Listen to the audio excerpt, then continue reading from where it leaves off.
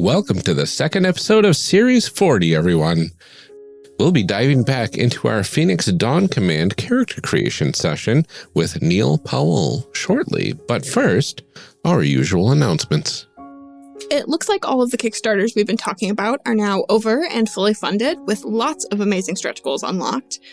So thank you to everyone who is able to contribute. It is great to see lots more amazing projects coming to life. I'm really excited about some of them. We got to do the You Are the Dungeon. I got to do the stream for that. I'm really excited about Season 2 of Courier's Call. Just all kinds of stuff. All kinds of cool stuff. Recently. All kinds of cool stuff. And there's still even more Kickstarters out there. So check around and find something you love. It's really fun. Absolutely. Speaking of things coming to a close, last Friday, I had my season finale to my Chimera stream, A Tale of Twinkle and Awe.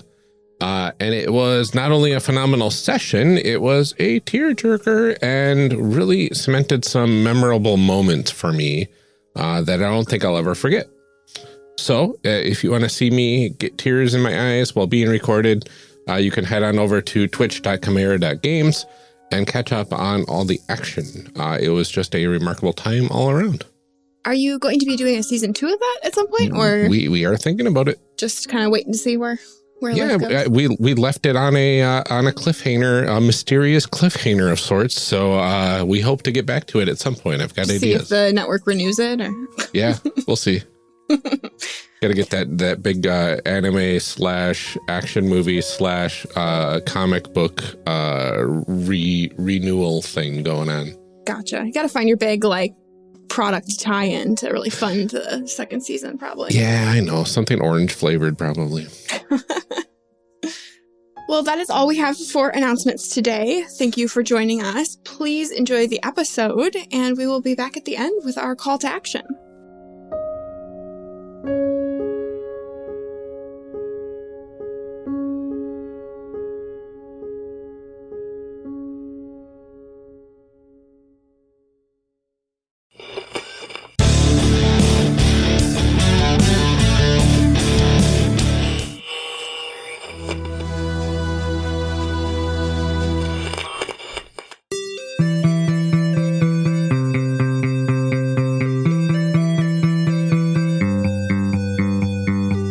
On the last episode of Character Creation Cast, Neal was creating a bitter, Amelia was creating a shrouded, and I was creating a devoted. We're picking up right where we left off last time. Enjoy. Okay, we've done it. And to make it more complicated, the last set of things that we choose are more traits. So this one is interesting because, again, it's all set up on a finite set of resources because you only have, theoretically, we would only have one set of cards, not one set of cards for each of us. Which obviously is the only way we can do this through the power of the internet, is all of us having a set of cards. But if we were all at a table, what I've done before is, if I'm not having people use pre-generated characters, I'll actually lay out all of the trait cards for people to choose from, because only one person can choose one card, because then it goes into their deck. So that's to say, basically you choose 2 basic traits from each of the action suits you're associated with. So two grace traits, and then for both of you, 2 intellect traits, for me, 2 strength traits, basically further fleshing out who your character is and what they can do, and also ultimately making them unique and different from the other people at the table, because they have to be. Okay. So right now we're looking for 2 traits for grace, 2 traits for intellect for ourselves, and you would do strength, right? Yes.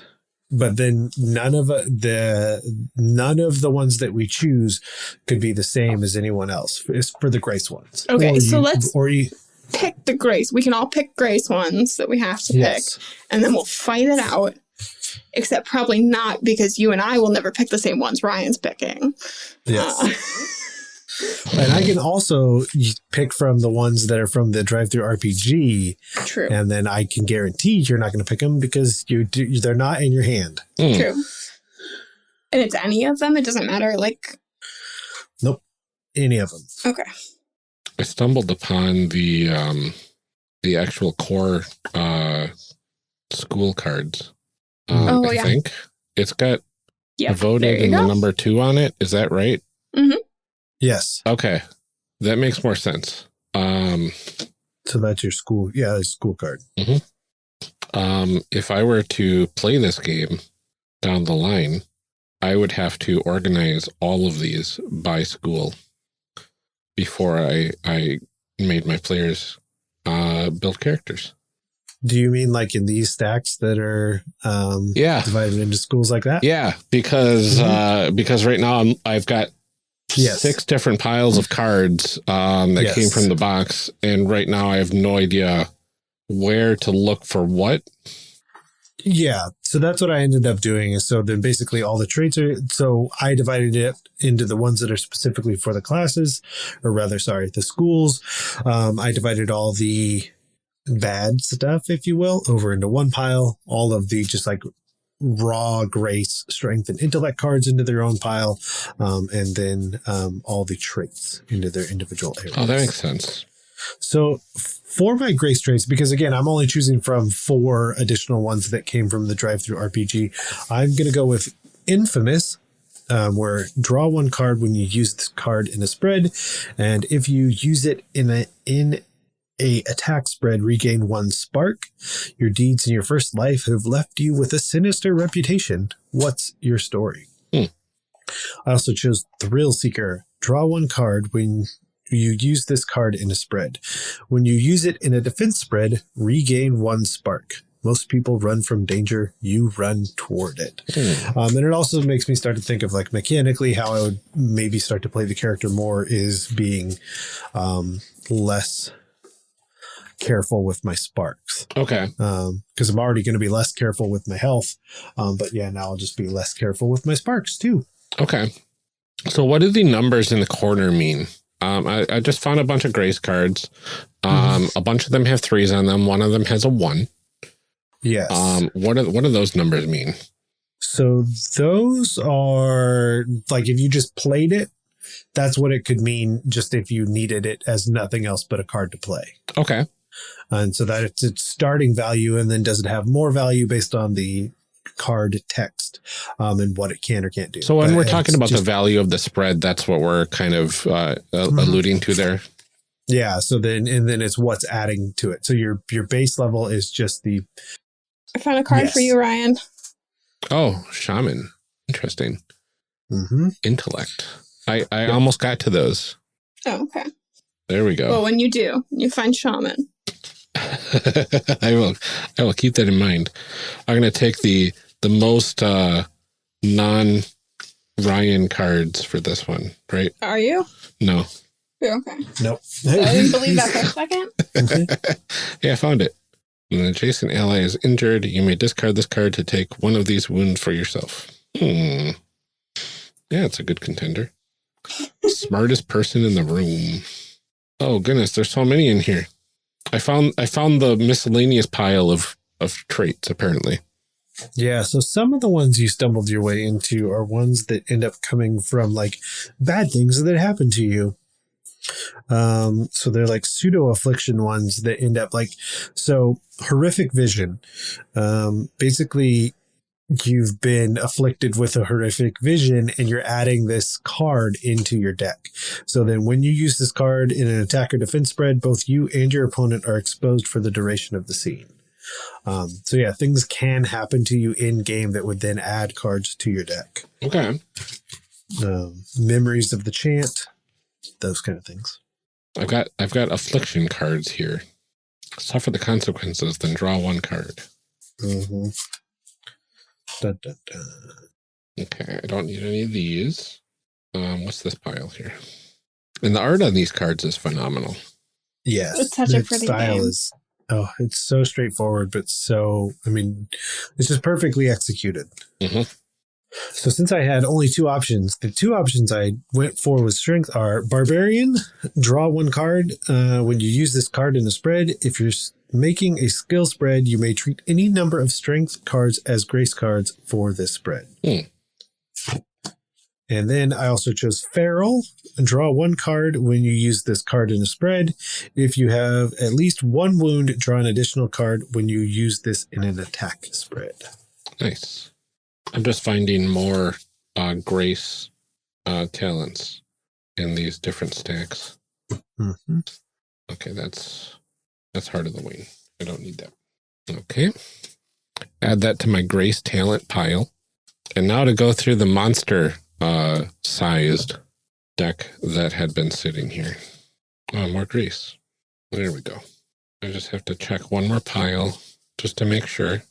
It's our intellect, I think.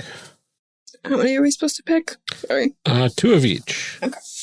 And we can't pick the same ones as each other, right? Mm-hmm.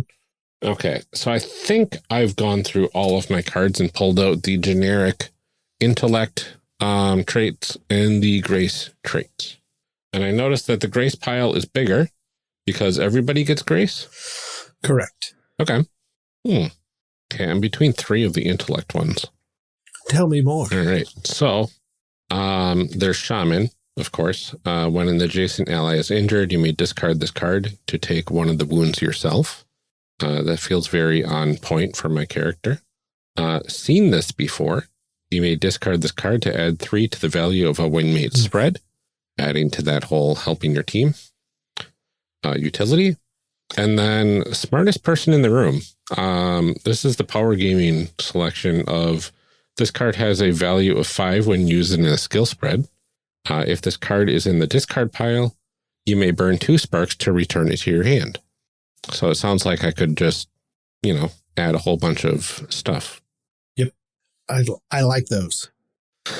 I'll go on character, and I'll go with seen this before and Shaman.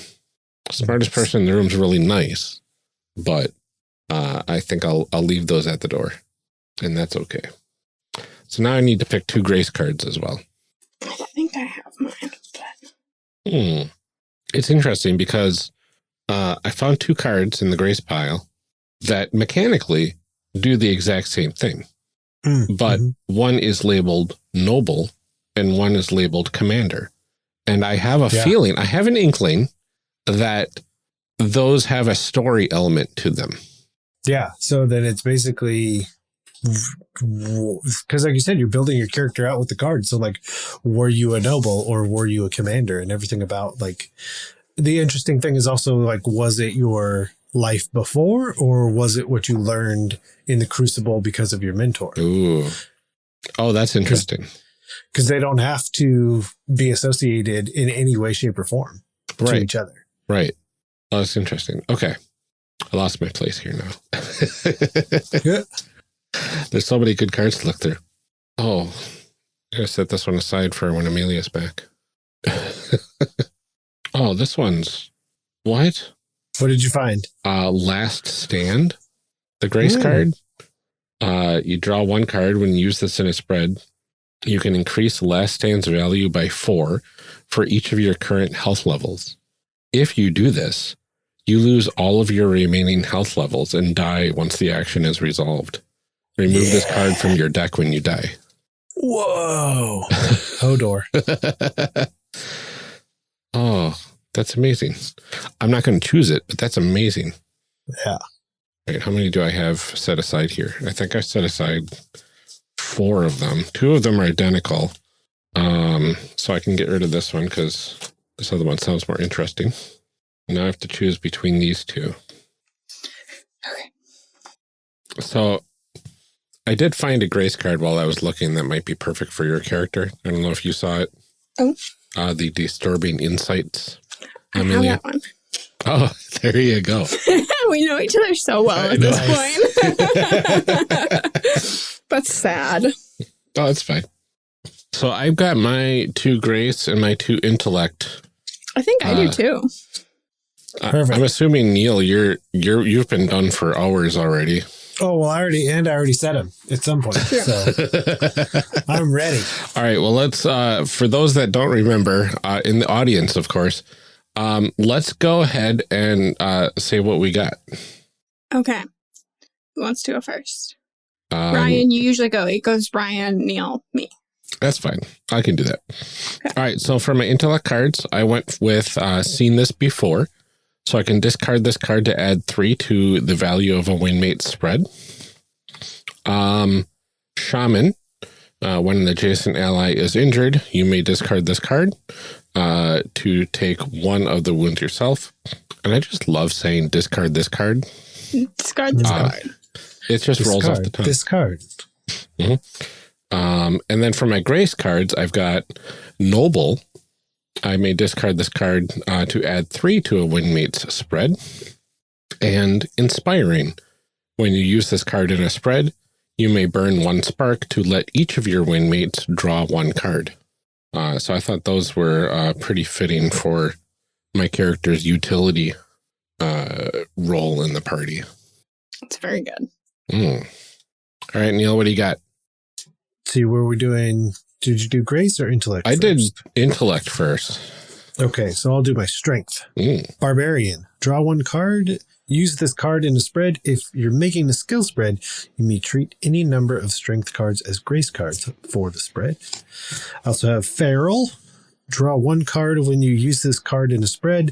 If you have at least 1 wound, add an additional card when you use this in an attack spread. And then you did your grace as well, right?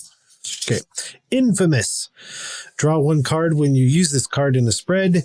If you use it in an attack spread, regain 1 spark. And then there's also flavor text. Your deeds in your first life have left you with a sinister reputation. What's your story? And Thrill Seeker.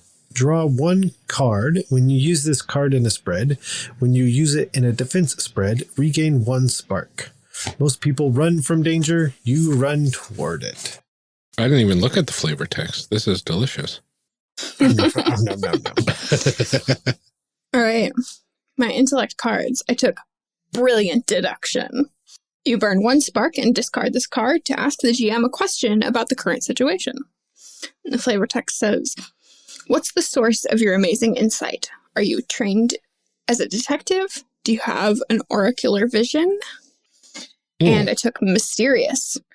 Draw 1 card when you use this card in a spread. You may discard this card at any time to remove any stunned, exposed, or vulnerable conditions that are affecting you.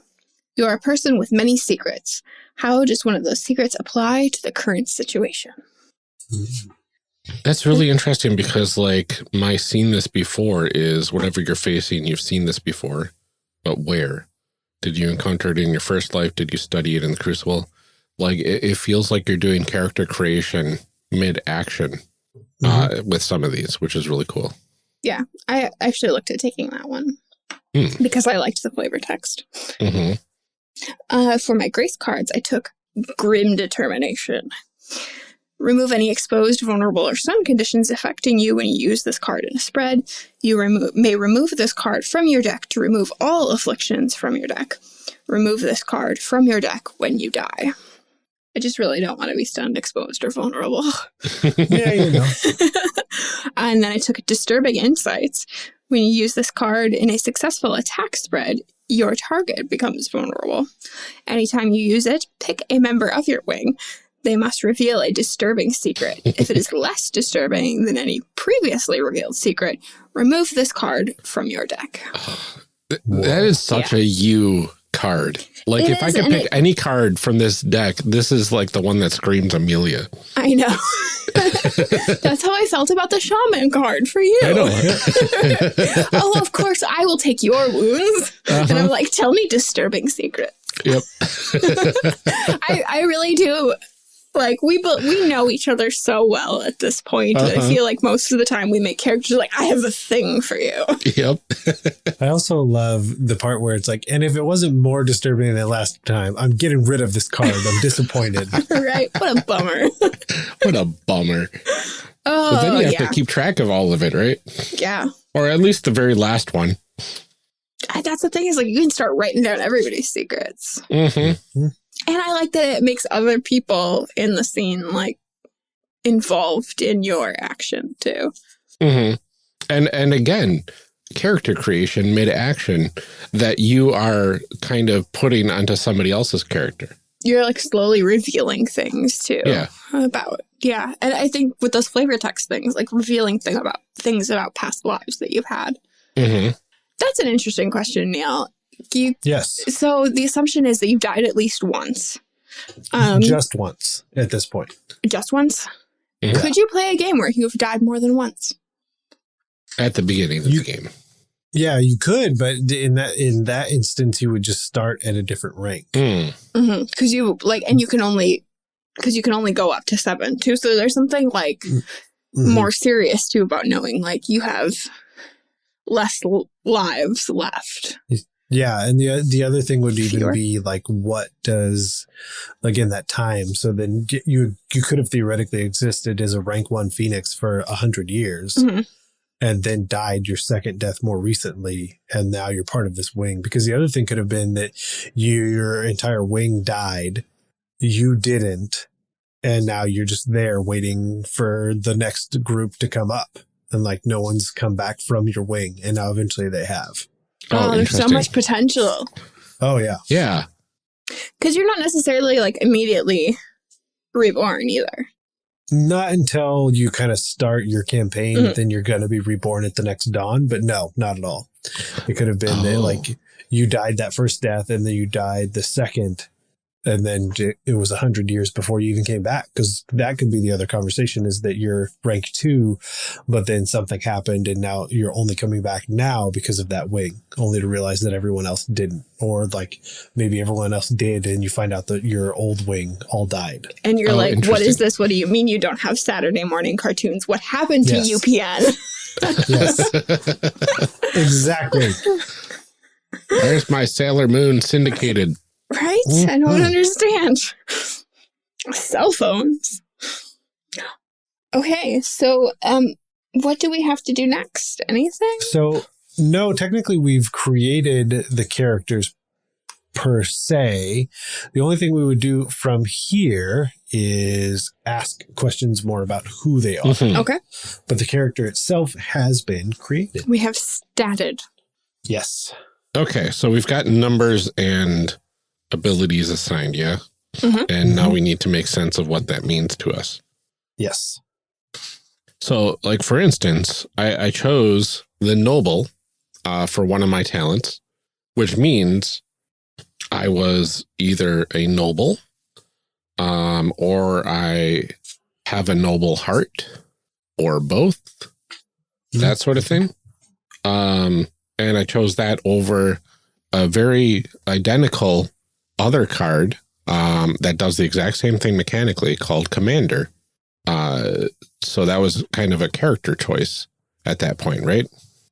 Yes. So there are preset questions to ask to finish it out. I didn't know if they would go in this, if we would close out this one and go to the next one or not. I don't know. I don't remember how that works structure wise for the episode. Oh, well, you know, we're still in character creation. We're not done until our characters are created. No, that's what I was thinking, because I couldn't tell, because they are definitely just character like questions. Yeah. Let's ask. No, let's ask some questions. Let's meet our people a little bit. Yes. Who were you in your first life? How and why did you die? And how does your school reflect this? So little questions. Yeah. Small questions. This is really interesting. So, I mean, it usually kind of sometimes it ends up a little bit dark, obviously, because death is involved. Yeah. It did die, yeah. So my thought was for mine is, what if I was like on the fringes of society and the dread had just happened and I was actually a younger boy. And so then I have that bitter death because I feel like my life was, for this character was taken away early. And so now that's how that school reflects it. And just angry about having that cut short, especially knowing that that's what happened to other people. Because that's also one of the other conceits of the game, is that you have something in you that desires to either help people or at the very least stop the dread. I think, because one of mine is you died either You died because of a secret, either in pursuit of knowledge or because a secret was revealed or unknown. I think that when the dread first started, people were like pretending that it wasn't all that bad. It was happening over there and not a big deal. And, not going to come here. But some people, me included, knew that it was worse than that. How could you? I know. And we didn't tell anybody. You could have told me. No, I mean, and so those are the conversations you start to have, as well as like, is the statement that I made in jest actually true? Right. Like, does that come out in play where like I did know, and I could have done something and you could have not died. And now as a team, we have to grapple with that. Okay. I've got an interesting group here. I'm pulling on my noble and inspiring and shaman cards, right? I'm going to say that I came from a village kind of near the heart of the dread's beginning. And my village or city or whatever, I was probably like the head of it, like the noble that was in charge of a lot of the bureaucracy and whatnot, and probably a shamanistic sort of figure as well. Probably why I was head of the village, maybe. Maybe they're more revered in this society. And we saw this coming, and I inspired the village to leave as I stayed back to hold off the dread as long as possible and saving as many people as possible. But not me. No, wow. I'm not saying we're from the same village. I'm not saying that. Yes, exactly. I like it. So all of these things happened. So then that leads to the second question of, to become a phoenix, you must overcome significant spiritual trials. Basically, you can't fight your way back out of death without having a reason, because you know full well that being a phoenix is full of strife. So why did you come back? I mean, mine already kind of is alluded to. Like, I'm just angry. I'm just like, I want to, I don't even know. Avenge is probably not it. Revenge is probably it. Or just the thrill. I mean, I think it's all of those things. Just being angry. Just pure adrenaline. Yeah. So I think it's really just coming back to that, is just getting a chance to do. I think getting a chance to have a chance. I think it's the big thing. Like, even if the idea of like even failing is okay, but I just didn't even feel like I had a shot. Yeah. I think I came back because I saw how it all started. And I know personally what it's capable of. And I needed to come back in order to protect as many people from it spreading as possible. Yeah, I think for me, I knew at least some of the truth of what it was. And I need to like make up for not saying anything before. I love how we're all dancing around what this dread is. Like, yeah, it's there. Yeah. It's the dread. We know. Wink. Oh, yeah, because we haven't really said like, oh, it was all these crazy werewolf type people, or the undead, or just a literal black cloud that showed up and we all died. So what is the person, place, or thing that is most important to you that certainly won't be used against you in that game? I obviously added that lesson. What is the noun that is most important to you? Yes. That's a tough one, because for me, I would say not person. I'm having a hard time saying it's place either. Thing. What would be the thing? No, maybe I lied. Maybe it is that place. I think maybe it's just that getting back to that village just to see what's left, what's there. I'm going to go with a person, I think. I'm going to go with my character's spouse who escaped and lived, as far as I know. How long were you dead, though? I don't know. Is your spouse still there? I don't know. That's a question to be answered, right? Mm-hmm. How long has the dread been around for? 3 years. So you could have you have anything in that span of time. So that's a 3-year period of time only since I died. Mm-hmm. So it's very possible, yeah. I suppose. I don't. So we have a person, a place. I feel like I should pick a thing.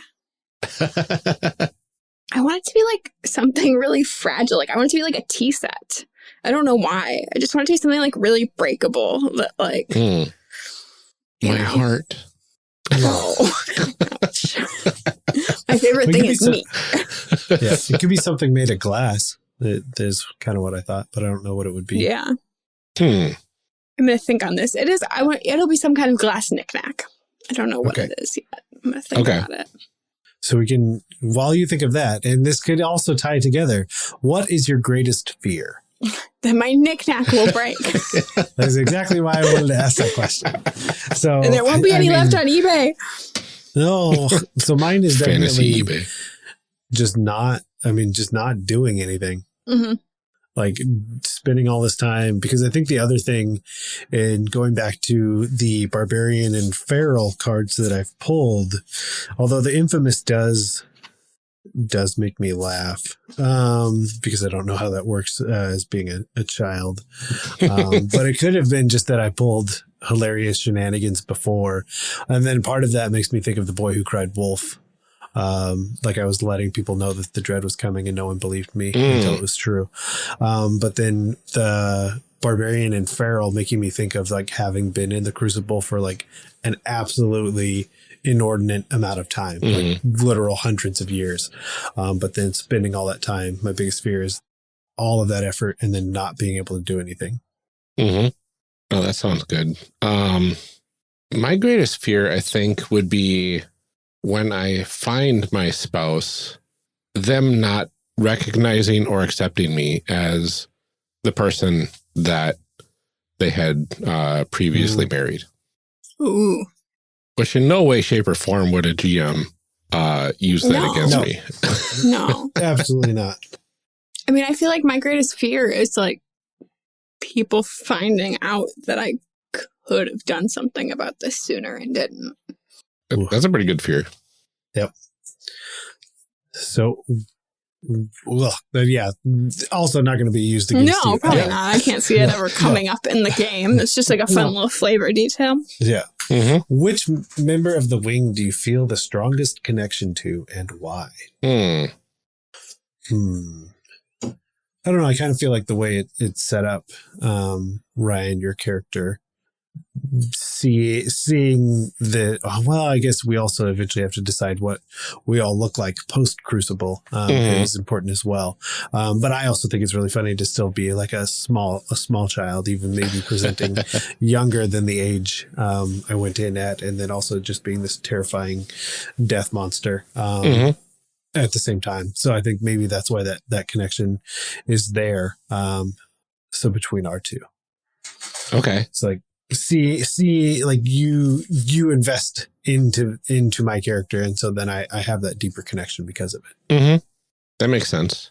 Yeah, because I would see in you the children of my village that my sacrifice allowed them to live, and kind of a sadness that there wasn't somebody at your village to do the same for you.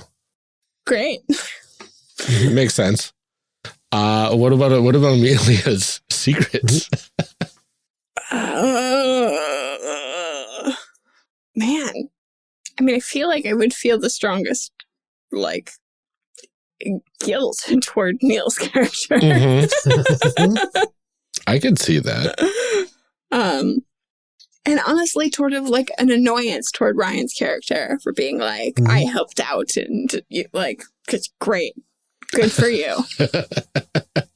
Cool. Some of us were busy doing not that. Trying to survive. I think like almost like a resentment, you know? Oh, you think you're better than me? You would. Because you are? No. So then you have your uniform is the basic clothing, armor, and equipment that returns with you every time you are reborn. Oh. What is the most distinctive element of your uniform? Oh, wow. Okay. So I don't know. I don't know if he has. My character just doesn't feel like that's a thing. My character doesn't believe in this question. Yeah. Lame. I think I have like a cape or a cloak or a wrap, or as my sister calls it, a zhuzh of some sort that almost looks like moving shadows, kind of. Yeah. Kind of spooky. I like that. Whatever time appropriate fashion accessory it is, depending on when I'm reborn. I'm gonna go with my wedding ring is the most distinctive element. That since I have changed, I've had to wear as a necklace because it doesn't fit my fingers anymore. Or does it always fit your finger, no matter what form you take, because love? Oh. Oh. I mean, if that's within the rules as written. Oh, totally. Yes. I mean, it's something that you.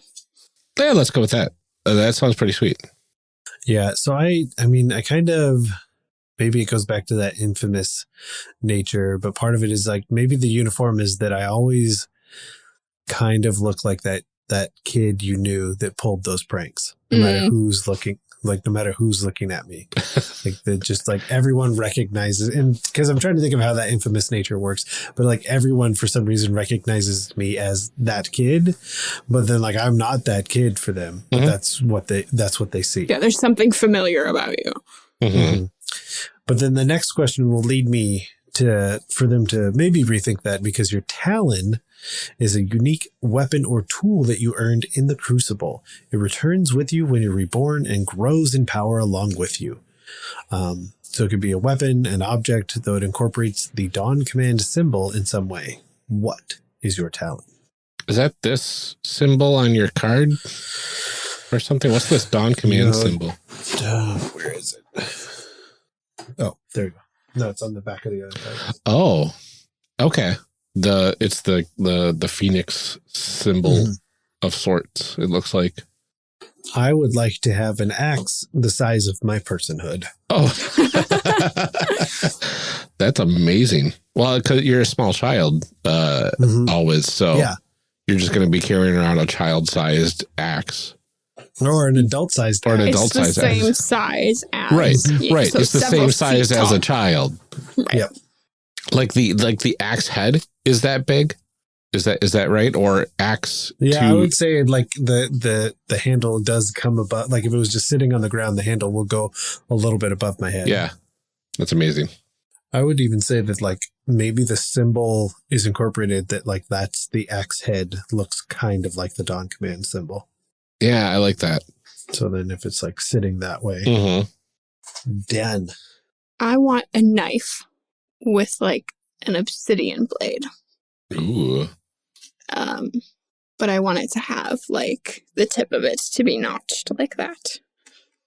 Yes. And then I think, I just dropped a card.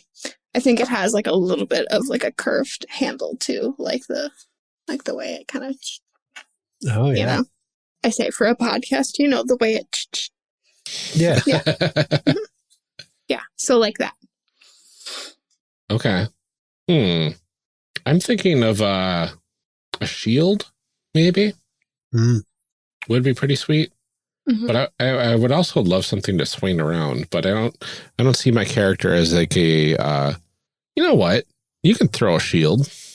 Yeah, certainly can. Captain America has proven it multiple times. Yeah, I think a shield, like a Frisbee shield, would be pretty sweet. And now the most interesting question. Or one that I really, really like the most. When you were born, your appearance is a reflection of your self-image. Some phoenixes look exactly as they did in their first life. Some are idealized versions of their original bodies. Any aspect can change. Age, gender, race, height.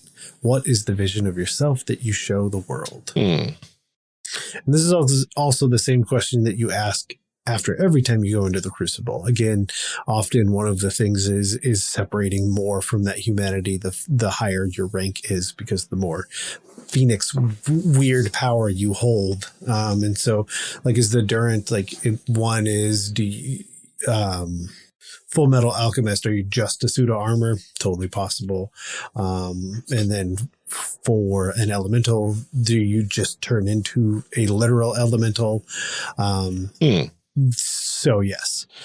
And so, like I said, so for me, I still think I present at this point as that child wanting to get that second chance, but then of course wielding all this insane power in a giant axe. I want to say that my character looks very different from their original form.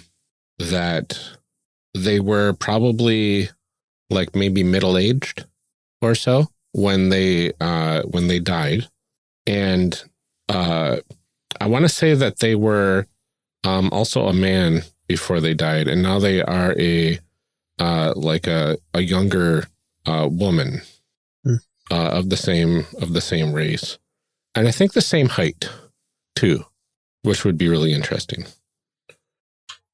I like it. Oh, and looks vaguely like their spouse from their first life. So the idealized version that my character envisioned was their spouse. Tough question. That's really hard. I think I look fairly similar to what I did, which would be like let's say like a middle-aged woman. But at this point, I look even more like tired and weighed down. I have like sort of like bags under my eyes and like just look sort of weary in a way that I didn't before. Interesting. Despite being reborn. It was a hard road getting there. Yeah. And there it is. Those are the questions. Between these questions and traits, it says that this helps to give each player a clear sense of who their character is and how they'll react to the situations that lie ahead. That's very cool. And then it looks like we introduce the wing next. Yeah, and so that would be like if we were going to start play. Basically, that's yeah. You're right. So you would basically present ourselves to each other, which we've certainly done quite a bit right here. But then the other thing is naming ourselves and naming our wing. Ah, yes. That sounds like an important part of character creation. Yes. Interesting. Do characters generally change names after every rebirth? No, usually you'll keep that same name. Okay, because we were talking earlier, and you said it was kind of like a symbolic sort of name of who you are instead of like George or whatever. So if you were George, you wouldn't retain the name George. It's more of like, as you're coming back as a Phoenix, you have your Phoenix-based name. Oh, interesting. Okay, this is where I go to Google and try to find a thesaurus. Do I need a last name? No. Yes. So it's basically the single name thing. So then, like, I was leaning towards the wolf thing because I had brought it up at one point, then the barbarian, the feral. So I was thinking of like Canis. So would be my character. And some people you may get shortened to Cain or something along those lines. I think I'm going to go with Lilith. You show up in our outline as Anonymous Wolf right now. Oh, who am I? Oh, I'm just me. Dang. Do you choose which one you are? I don't think so. No, but it's pretty random. You were a moose earlier, but now you're a wolf, and that's pretty eerie. Oh, see, it knew. They knew. I still have to pick a name. You know what? I'm just gonna. Yeah, I think I'll go with that. Adora. That checks out. Yeah. What will our team name be? So the examples it gives is things as simple and straightforward as Wing 17 or something. The Brute Squad. More, yes. Yeah, more complex. You are the Brute Squad. Done.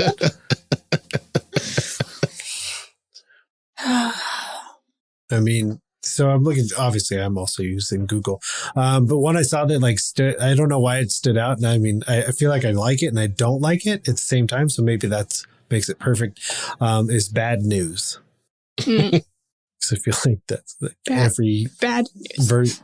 Version of bad news. Because we also never show up with good news. I think we should just be called No Second Chances. I like it. That's interesting. I'm fine with that. Yep. No second chances. I have 3 things written down on my notes. So your school, your name, and your wing. Yep. This will be a fun recap of who my character is. You should have a pile of cards. It's okay. Yep. I'll figure it out. All right. There we go. Is that everything then? We did it. We did it. We came back to life. Formed a team. And are ready to face the dread. Yeah. I can't believe it. This is pretty cool. We've got some really interesting story capabilities here. That's for sure. Thank you so much, Neal, for joining us for our Phoenix Dawn Command character creation episodes. Of course. It's been a long time coming. Like you said, it all just the crux was getting cards in hands. That was it. We finally did it. Literally after the first recording that we had for Dungeons and Dragons Series 1, you're like, hey, Phoenix Dawn Command, I got that. I would love to do that. Yep. I think it says in our spreadsheet of stuff, you were like, Neal wanted to do this one. And I was like, don't you need cards? And then Ryan commented back, maybe he was trolling us. So I'm glad we got to do it and prove that you weren't. I was not. Absolutely. So Neal, do you want to remind people where they can find you online? The number one place is usually Twitter, where you can find me at JoteManiac. That's Jack of all trades, master of none, IAC. There you go. Well, thank you for joining us. Thank you to everyone listening. And please come back next week for our discussion episode. Call to action. Yeah, like that. I am loving Phoenix Dawn Command. I'm really, really excited that we got a chance to talk about this one. Like, it was so much fun to play. I'm dying to play it again, but it was fun just to get the chance to talk about it after, 3 years of waiting to do it, of meaning to cover this game. I know. So just a couple announcements here at the end and a review to read. Ooh. Yeah, first up, you can check out the season finale to my live streamed game over at twitch.chimera.games and see some expert role-playing and some really fun game mechanics for Chimera that are shaping up to be some of my favorite moments in the game, which is really cool to see. Also today, if you're listening to this on the day it comes out, is Network Overlord, TV personality and multiple book author podcasting's James D'Amato's birthday. If you are listening to it, like I said, on the day that it comes out, please go ahead and wish James a happy birthday. Maybe buy some of his books, maybe back the network Patreon if you aren't already. Give him a shout out, tell him happy birthday. Listen to my dog make noise in the background while we record. Again, still. But, what better gift than the acknowledgement of our need for capitalism to survive. So go buy some of his stuff. Exactly. And James, if you happen to be listening somehow on your busy day, happy birthday. Yes, happy birthday, James. Yeah. Finally, we have an updated review to read for you all. If you want your review read here, go ahead and leave us a rating and review wherever you are able to. And as long as we can find it, we will go ahead and read it out here. Like this one from Tigranosaurus from Australia on iTunes, who was also a guest on the show at one point. Titled, Fantastic Idea, Well Executed, Recommended. 2 years on and everything I said still holds true. This pod lifts up the lid on different gaming systems through the lens of character creation. Ryan and Amelia have a great dynamic and a great approach. Have watched this emerged from tweet to idea to show over the last few months. That's the old part. And was a ball to finally have it in my ears. So good. Super keen to see other systems. More power to you both. Thumbs up waves from Australia. Yes. Well, and thank you also for being a guest on our Golden Sky Stories episodes too. Absolutely. Yeah, those were that I need to play that game so bad. Yeah, those were a lot of fun. I'm unfortunately couldn't do the second part of it when we recorded the last wrap up part, but like I had so much fun with that beginning. Yes. Well, hello from the United States as well. It's upside down probably when we wave to you, but you know. It happens. We mean well. And from what I understand, it is cold down there, so stay warm. Yes. Yeah, it's winter there, isn't it? It is winter. Yeah. Yeah. Well, I think that is all we have for this week. I hope you enjoyed the episode, and please join us again next week when we do our discussion block.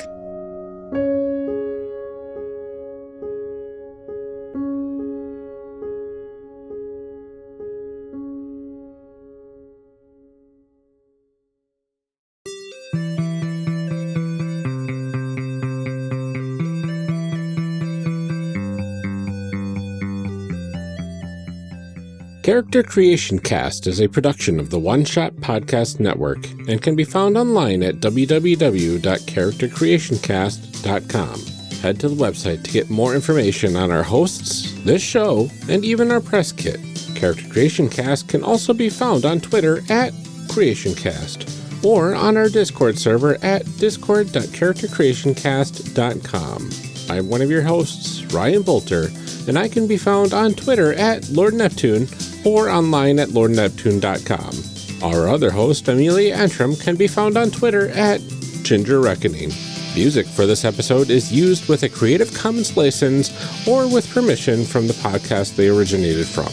Further information can be found within the show notes. Our main theme music is Hero Remix by Steve Combs and is used with a Creative Commons license.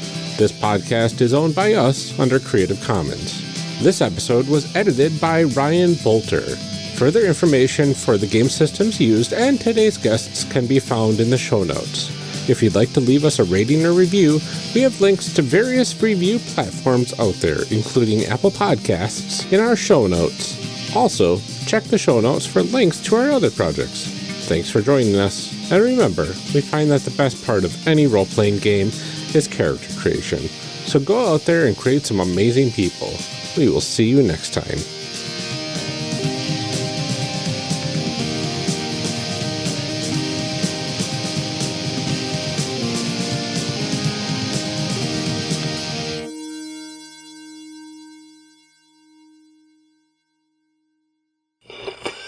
Now we gotta read some show blurbs. Show blurbs. Show blurbs.